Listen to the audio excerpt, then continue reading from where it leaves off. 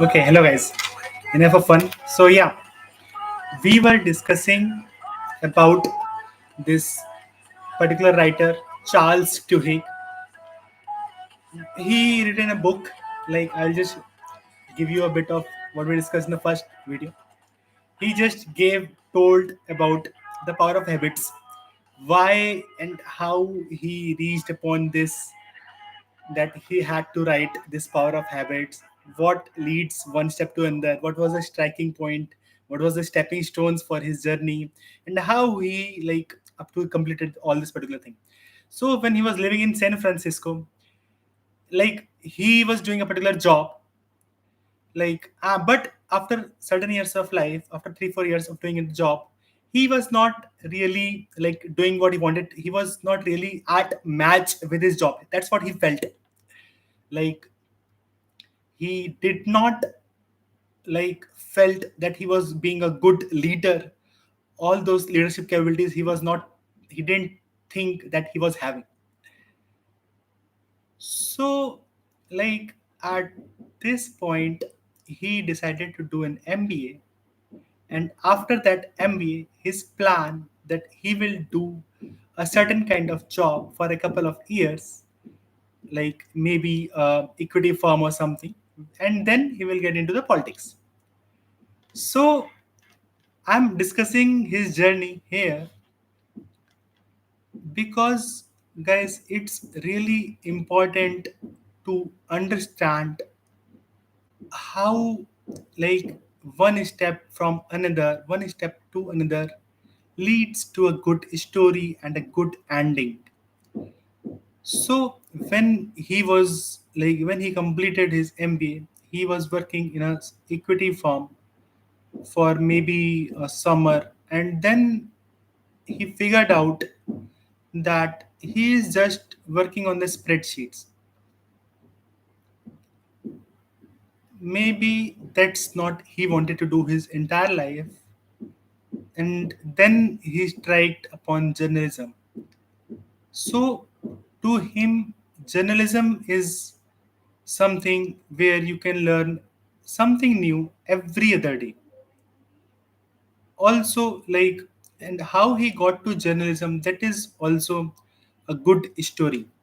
So he was listening to this particular thing, a particular American show, like the American Life radio show. So while listening to this American Life radio show, he realized that journalism is something where he belongs. Like you listen to like leaders, business leaders, and stuff. So I will just keep the language a bit of formal and a bit of casual, semi-formal or semi-casual, you can say, just so that it feels to you like I'm not like doing it for the sake of just doing it. I want to communicate my content. I want to communicate what I'm telling it to you in a very simple way so that a friend, just as a friend, I don't want to be a guide here, I don't want to be a content creator here, I want here to be a friend who is solving my problem as well as solving your problems also. Okay, so now when he gone through this particular show, the American Life radio show, he understood instantly that's where he want to be, to listening to these particular leaders and all this particular stuff.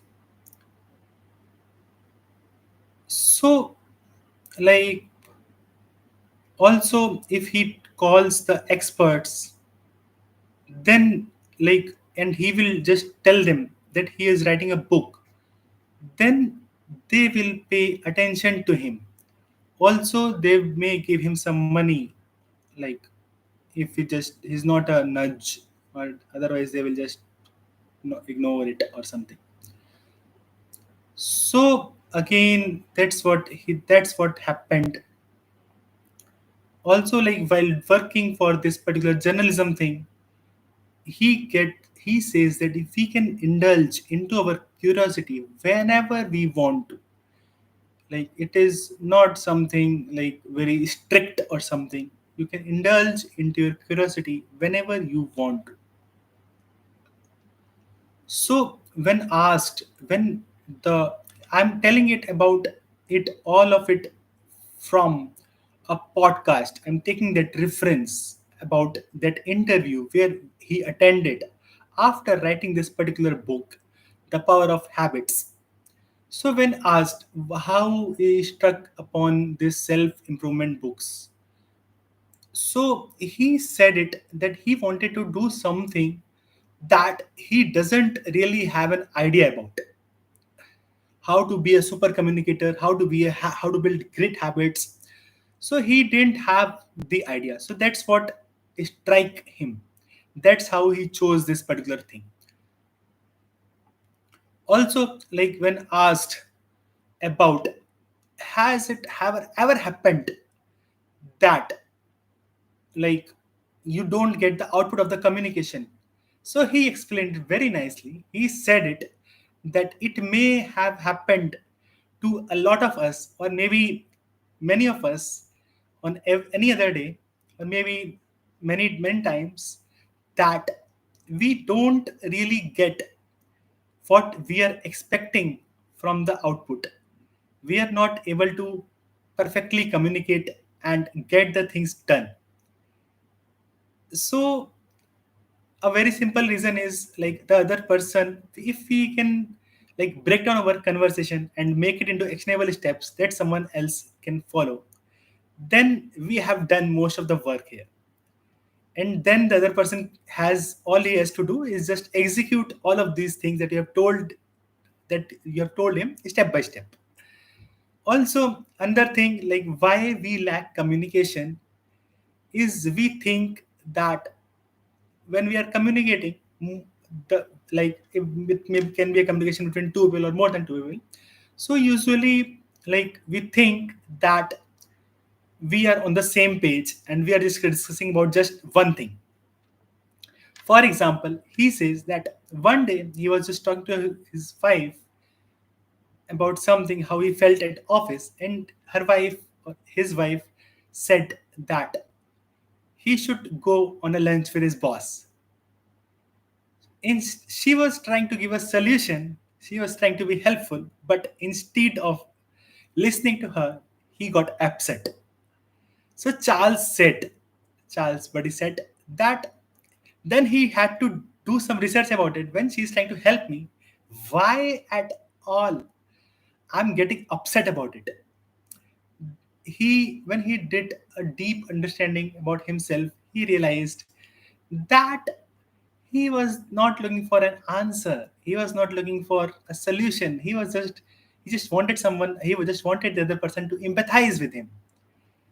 So then he did deep research with some neuroscientist, and he came about a conclusion that the communication we do are of three types.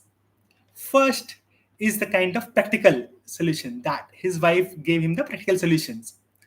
Other is the kind of empathic, emotional, or empathize, where we expect the other person to empathize with us, not to like just simply start giving the solutions or start giving the answers of whatever the problems we are having. Usually, that's not the case. First of all, we need to empathize with the person that, yeah, I listen to you and I understand you. And the third type of communication is social, where you discuss what's happening in the society, and that's like you went somewhere, that's how you felt, and this is what is happening in the society, that's what's happening there. You went there, and something like that happened that there. So that's the third kind of communication. Okay. So, guys, like usually, English is not my native language, so and I'm doing trying to do this podcast in English. I'm not sure what may be the reason, just because maybe I listened to the podcast in English, and I feel that that particular writer has written in English and he has communicated his thoughts in English. That's why I should be communicating in the same particular language. although I'll try to do in other languages also, so that my videos or my content reaches maximum number of maximum population, or I can, so that I can impact a lot of people also. So when this particular person, Charles Tuhigg, then he researched about this particular thing, that the communication we do is about three things. Like first of all, it is about like the social, emotional, or the kind of practical kind of communication. So first of all, whenever someone is like talking to us, we need to understand what is the kind of communication he is doing first. So for example, you are having a communication with your friend. So your friend may ask, like, may share a particular scenario with you, and he may think that you are listening just for the sake of understand answering, not for the understanding. He may be in a different typical kind of solution situation, and he may be like thinking that you are just trying to like listen to answer. No, you have to look, and that's where the communication loses its purpose and loses its energy. That should not be the case. So if you are listening, first of all, you have to prove to the other person that you are listening for the sake of listening, not for the sake of answering. So first of all, when he does says particular thing, you have to like ask, you have to just mimic what he just said. I'm not saying just for the sake of saying it. And also you may think that it may look like you are not, you cannot, just cannot look like do mimic of the other person, but that is not the case. You have to like just say what he said. Oh, you asked this, you said this, then he will acknowledge. So it's a three-step question. First you will mimic what he said, and then you ask, is it what you mean? So guys, this is really useful for interviews also. Like you have to like ask the interviewer or ask the other person, is this what you mean? Whenever you are having a conflict and the other person is trying to explain to you, then you may think that, oh, you may try to answer. No, no, no. You don't just really have to answer initially, instantly. First, you have to mimic what you said. He will understand that you listened to him. Then you have to answer. Then you have to ask him, is this what you said? Then you have to for acknowledgement to understand him on a various levels, emotional, logical, or kind of many levels, technical solution level, or what many levels. That okay, this is what he said, and on the basis of that, you take follow the communication. So, guys, always remember that we just don't really need to jump to the conclusions in a conversation anytime. We just need to say that, yeah, I listened to you, and then ask him, is this what you told me? Then you answer, okay, yeah, this is what I told, this is why what I just told you. And then you answer, okay, yeah, I empathize with you, or yeah, I have a solution, or yeah, if it's just a normal communication, then that's let it be. So guys, that's what he says, that's what he believes. Now I will just look at my notes just to make sure that I'm covering all the points.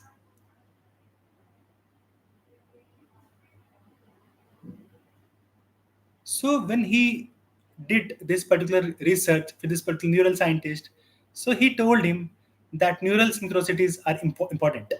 When our when we are in sync with each other, a perfect example of communication is when how we can see if it is a great communication, that our neural neurals are in sync. Even our body should be in sync. Our heartbeat should be in sync. Our even our pupils should be in sync. So that's the kind of symptoms, or I can not symptoms, I would say qualities of a good communication. So that's part of my language.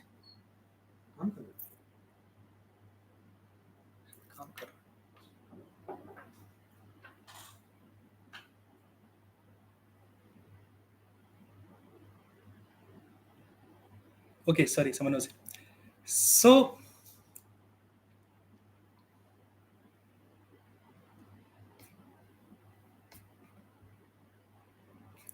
yeah, so guys, that's what it is. Like, sorry, someone was there. I just missed the flow. I'll just look at it again. Like, what these are three kind of communication, and our body needs to be in sync. Our mind needs to be in sync. Then we have the best of the conversations. Also, when you are having good conversation, when you are on the same level, when you understand they're doing the same type of conversation, you don't really need to agree. You don't really need to agree. You can still disagree and still have a great communication. For example, also, like how to have a like deeper communication is that you ask deeper questions. How is your family, buddy? How is your family, buddy? You don't really have to ask one particular person. You have to look like you are asking deeper question, but you don't really have to ask. He will understand that you are asking that particular question. He will automatically open up if he wants to, and if he doesn't want to, he will know he won't open up. So, guys, this is really important in a conversation. Like you understand that the type of communication.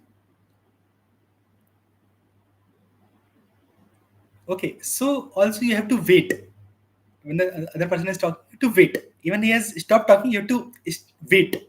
Just don't instantly answer.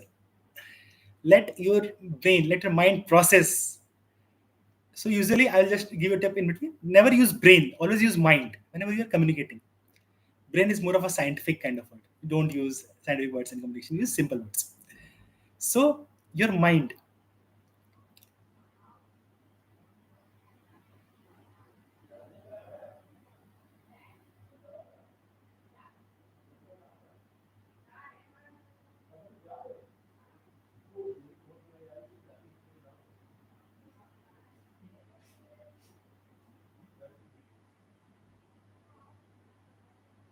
Okay, sorry, I just took a bit of break.